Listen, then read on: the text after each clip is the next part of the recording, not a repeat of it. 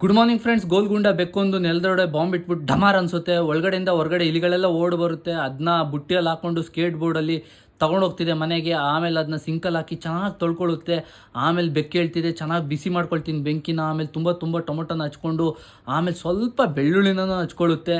ಆಮೇಲೆ ಚಾಪ್ ಸ್ಟಿಕ್ಕಲ್ಲಿ ಚೆನ್ನಾಗಿ ಮಸಾಲ ರೆಡಿ ಮಾಡಿಬಿಟ್ಟು ಬೆಕ್ಕೆ ಹೇಳ್ತಿದೆ ಇವತ್ತು ನಾನು ಇಲಿ ಕಬಾಬ್ ಎಲ್ಲ ರೆಡಿ ಮಾಡ್ತೀನಿ. ಆಮೇಲೆ ಫೋನ್ ಮಾಡುತ್ತೆ ಹುಲಿಗೆ, ಬಿಯರ್ ತಗೋಬಾ ಅಂತ ಹೇಳಿ ಇಬ್ಬರು ಕೂತ್ಕೊಂಡು ಬಿಯರ್ನ ಚೆನ್ನಾಗಿ ಎಣ್ಣೆ ಹೊಡಿತಾರೆ. ಆಮೇಲೆ ಬೆಕ್ಕಿಗೆ ರೋಡಲ್ಲಿ ಹೋಗ್ತಾ ಹೋಗ್ತಾ ಒಂದು ಮಗು ಸಿಗುತ್ತೆ. ಚಬಿ ಆಗಿರೋ ಹೊಟ್ಟೆ ಮೇಲೆ ಇಟ್ಕೊಂಡು ಮನೆಗೆ ತಗೋಬರುತ್ತೆ.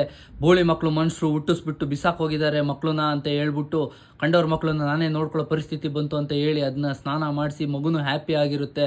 ಅದನ್ನ ಸ್ನಾನ ಮಾಡಿಸಿ ಡೈಪರ್ ಹಾಕಿ ಬಟ್ಟೆ ಹಾಕಿ ಎದೆ ಮೇಲೆ ಕೈ ಇಟ್ಟು ಮಲಗ್ಸಕ್ಕೆ ಟ್ರೈ ಮಾಡುತ್ತೆ. ಬೆಕ್ಕತ್ರ ಸ್ತನಗಳಿಲ್ಲ ಅಂತ ಹೇಳಿ ಪೌಡ್ರ್ ಹಾಲ್ನ ರೆಡಿ ಮಾಡಿ ಅದನ್ನ ಆ ಕಡೆ ಈ ಕಡೆ ಅಳ್ಳಾಡಿಸಿ ಸ್ವಲ್ಪ ತಣ್ಣಗಿರ್ಲಿ ಅಂತ ಹೇಳಿ ಕೂಲ್ ಮಾಡ್ಕೊಂಡು ಅದನ್ನ ಮಗು ಕುಡಿಸುತ್ತೆ. ಮಗು ಕುಡಿಸ್ತಾ ಯೋಚನೆ ಮಾಡುತ್ತೆ, ಎಂತ ಜೀವನ ಬಾಳ್ತಾ ಇದೀನಿ ನಾನು, ಕಂಡವ್ರ ಮಕ್ಕಳನ್ನ ನೋಡ್ಕೊಳ್ಳೋ ಪರಿಸ್ಥಿತಿ ಬಂತಲ್ಲ ಅಂತ ಹೇಳ್ಬಿಟ್ಟು ಮಗುನ ಮಲಗಿಸಿ ಬೆಕ್ಕುನು ನಾನು ಹೊಡ್ಕೊಂಡು ಮಲಗ್ತೀನಿ ಅಂತ ಹೇಳಿ ಹೋಗುತ್ತೆ.